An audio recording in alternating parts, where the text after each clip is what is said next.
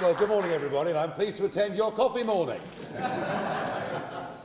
I remember very well the speech that Douglas gave in August last year in Westminster, announcing that he was going to join UKIP and no longer be a Conservative Member of Parliament. And a lot of press were in the room, and they thought this was quite big news. And then he said, not only was he going to join UKIP, but as a matter of honour, on the basis that the voters are the boss, he was going to resign his seat and trigger an immediate by-election. And the look of collective shock and almost horror on the faces, not just of the journalists in the room, but the political class in Westminster that day, was something to behold. So I think what Douglas did was a very noble and a very honourable thing that has helped to show that UKIP's a party that wants to bring a bit of trust back into politics. I'm delighted that he won the by-election as handsomely as he did, and my enduring memory of that day was being in a car, going down towards Jaywick to sort of knock on doors of pledged supporters, and seeing a woman riding along the side of the road on a horse with a huge UKIP flag draped all over it. And she felt she was doing her bit to support the by-election. It was a truly momentous evening for UKIP, and it led, of course, to Mark Reckless doing exactly the same in Rochester and Stroud. I think it's killed the idea that a UKIP vote is a wasted vote, which we heard for years, and it shows, actually, if you vote UKIP, you will get UKIP.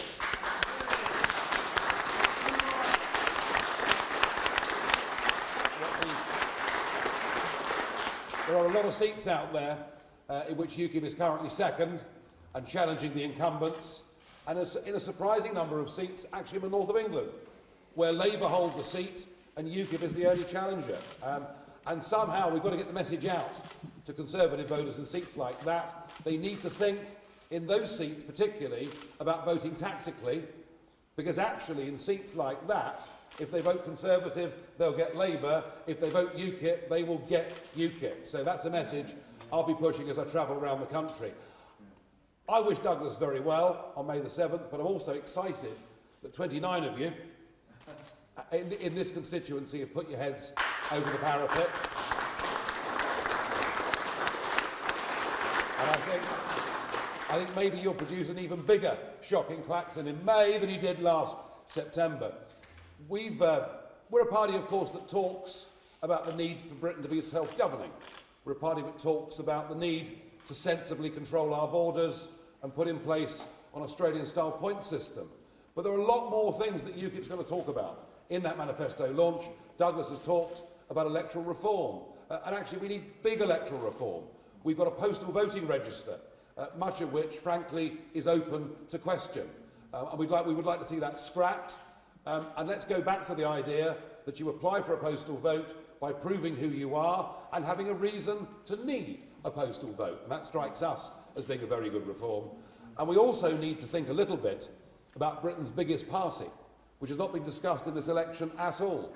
The biggest party are the nearly 40% of people who say they're not going to vote for anybody. Now, I believe that much of the UKIP vote nationally, a big percentage of our vote, will come from people who've been non-voters, but we also need to see an electoral system where everybody has an opportunity to go to the ballot box and cast a vote that they know will count towards the number of seats in Parliament. So we'll campaign for all of those things. And this morning's been interesting. We've just been to see a manufacturing engineering business here in the constituency. And what they're saying is they cannot get enough young men and women in this country who've been trained in engineering. So we need to talk about education as a party too.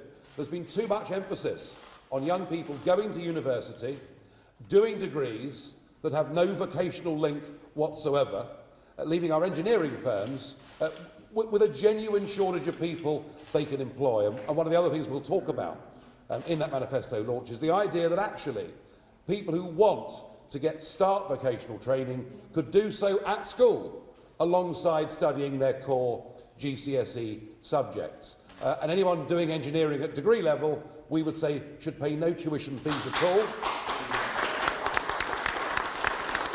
Because let's encourage more young people to get into these areas. And we all think Britain's a manufacturing country has gone down the tubes. It hasn't.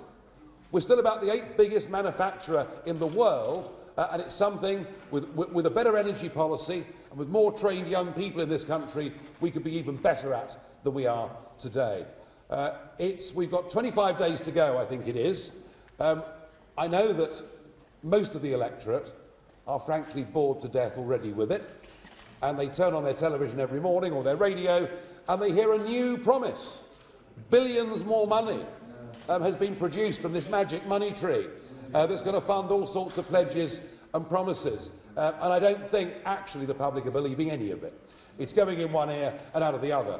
And our job over these next 25 days is to show we're serious, that we have a plan, that we also have an economic plan that is pragmatic and sensible. And I think we're the only people putting on the table how big sums of money can be saved. You know, the 10 billion a year net we give to the EU, unnecessary. We can cut 10 billion a year from the foreign aid budget. We can cut 4 billion a year from the vanity project that is HS2. And we can also recalculate the Barnett formula so that the English get a better deal.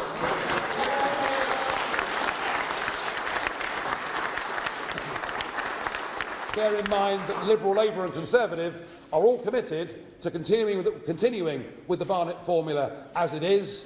I'm hoping Nicola Sturgeon has something to say about that on the debates on Thursday. Thank you.